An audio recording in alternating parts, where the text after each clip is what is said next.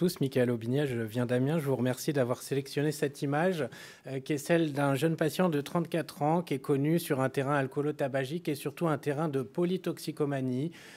On le reçoit initialement avec des troubles de la vigilance. Il est retrouvé au domicile, au sol depuis plusieurs heures. Troubles de vigilance, troubles du langage, ralentissement psychomoteur. Et finalement, assez rapidement, on fait l'IRM et en haut, vous voyez cette imagerie de diffusion hypersignal où vous voyez un hypersignal du corps calleux qui est présent sur la diffusion, qui est présent sur le flair et qui finalement sur les contrôles IRM disparaît. Et ça, c'est typique de ce qu'on appelle un clock syndrome, ce qu'on appelait avant un MERS ou un restless. En fait, globalement, c'est juste un hypersignal transitoire du corps calleux et c'est le signe d'une atteinte toxique ou métabolique, mais c'est en aucun cas un diagnostic étiologique, c'est purement un syndrome radiologique.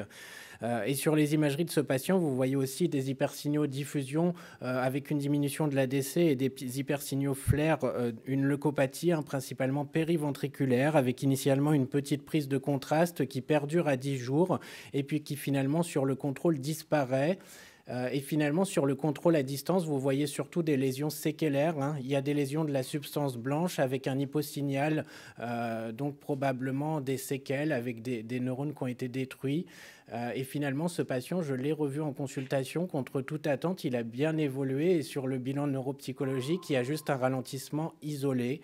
En tout cas, c'est un tableau à connaître, cette leucoencéphalopathie induite à la cocaïne et au lévamisole, qui est finalement un produit de coupe, qui est à la base un vermifuge pour les vétérinaires, qui est beaucoup utilisé de plus en plus pour couper des drogues et qui peut donner des atteintes comme ça.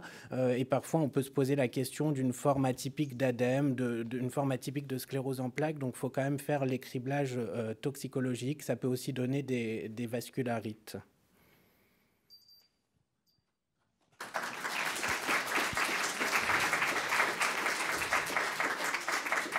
Eh bien, félicitations. Et alors, quel timing parfait. Donc, vous donnez le ton pour les autres, à la seconde près, pas une seconde de plus, pas une de moins. Donc, on va...